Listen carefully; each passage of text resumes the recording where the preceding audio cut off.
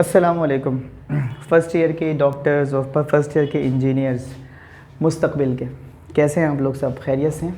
तो आज हम फर्स्ट ईयर केमिस्ट्री चैप्टर 11 में Hess's law of heat summation का दूसरा न्यूमेरिकल सॉल्व करने जा रहे हैं। कल हमने पहला न्यूमेरिकल किया था। कल हमने मीथेन की कंबस्शन की हीट निकाली थी जो आई थी -891 किलो जूल्स पर मोल।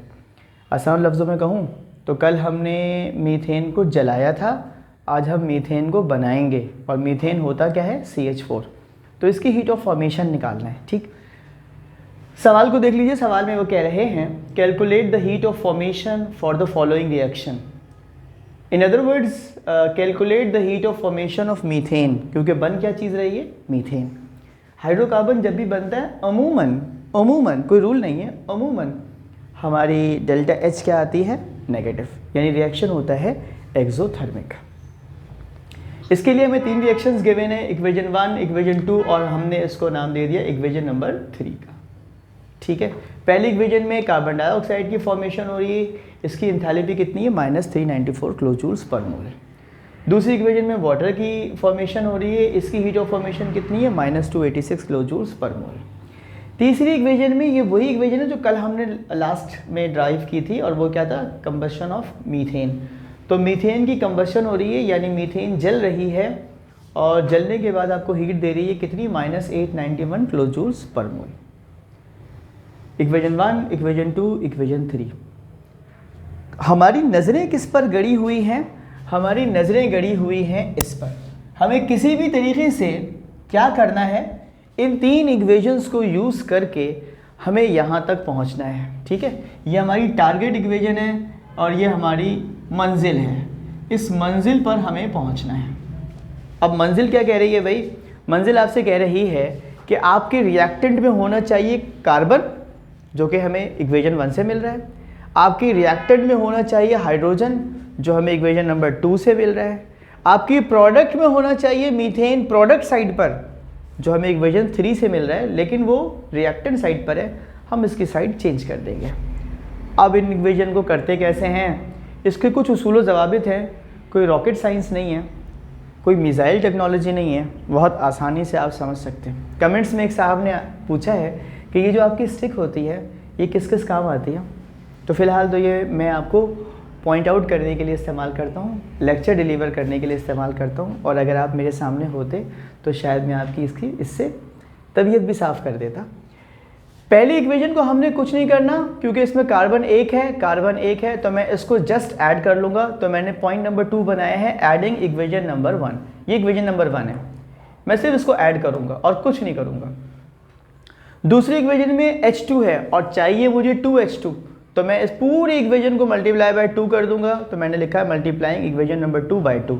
इसका फ़ायदा क्या होगा? मेरा हाइड्रोजन भी 2 हो जाएगा, मेरा ऑक्सीजन का हाफ भी ख़त्म हो जाएगा, और ये 2H2 भी आ जाएगा, जो अगली इक्वेशन के 2H2 को काटने के लिए, यानी उसको कैंसिल करने के लिए मेरे लिए मददगार साबित होगा। तीसरी इक्वेशन में मेरा मीथेन पड़ा हुआ है कहाँ पर? प्रोडक्ट साइड, रिएक्टेंट साइड पर, जो कि मुझे चाहिए कहाँ पर? प्रोडक्ट साइड पर। तो कोई बात नहीं, मैं इसका क़िबला तब्दील कर दूंगा, और क़िबले की तब्दीली इक्वेशन की ज़ुबान में कहला जाती है रिवर्सिंग ऑफ इक्वेशन, यानी मैं इस इक्वेशन को रिवर्स कर दूंगा। देखिए, जब किसी इक्वेशन को रिवर्स करते हैं तो उसका रिएक्टेंट प्रोडक्ट बन जाता है और उसकी प्रोडक्ट रिएक्टेंट, यानी दोनों की साइड चेंज हो जाती है। इस इक्वेशन को देखिए, ये बिल्कुल इक्वेशन नंबर 3 का रिवर्स है। ठीक है, रिवर्स करने में जो डेल्टा H होती है, इसकी वैल्यू भी क्या होती है? इसकी साइन चेंज हो जाती है। नेगेटिव हो तो पॉजिटिव हो जाती है, पॉजिटिव हो तो नेगेटिव हो जाती है। सही है। पहली इक्वेशन को ऐड करेंगे, दूसरी इक्वेशन को 2 से मल्टीप्लाई करेंगे, तीसरी इक्वेशन को रिवर्स करेंगे। Adding, multiplying by 2 and reversing, वो मैंने सब कुछ कर दिया। मैं ऐड करने जा रहा हूँ तो मैंने इक्वेशन को एज इट इज़ लिख दिया। मैंने मल्टीप्लाई बाय 2 कर दिया, हाफ कैंसिल हो गया, ये 2H2 हो गया, ये 2H2O हो गया। जब 2 से ये मल्टीप्लाई होगा तो -286 बन जाएगा -572 किलो जूल्स पर मोल, क्योंकि ये भी मल्टीप्लाई बाय 2 होगा। ठीक, जब इसको मैं रिवर्स करूंगा तो मेरा -891 kilo joules plus 891 kilo joules per mole हो जाएगा।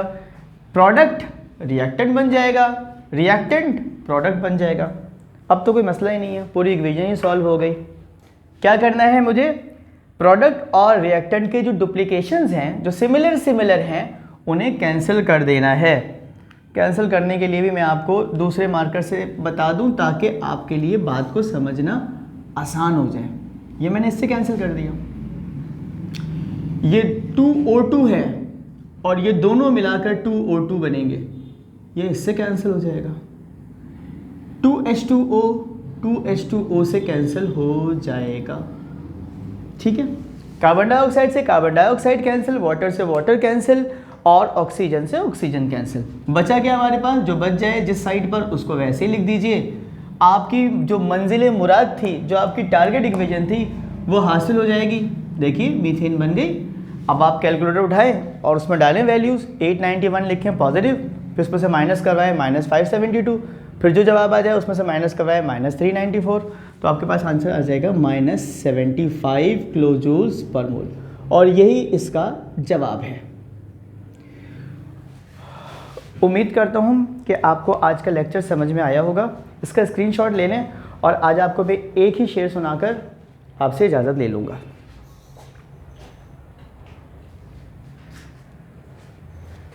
जनाब, शेर थोड़ा तफरीह वाला है लेकिन आपको अच्छा लगेगा। वहशत का ये आलम है कि मजनू पसे दीवार, बैठा है तो बैठा है और खड़ा है तो खड़ा है। आपको इससे क्या है? अल्लाह हाफिज़।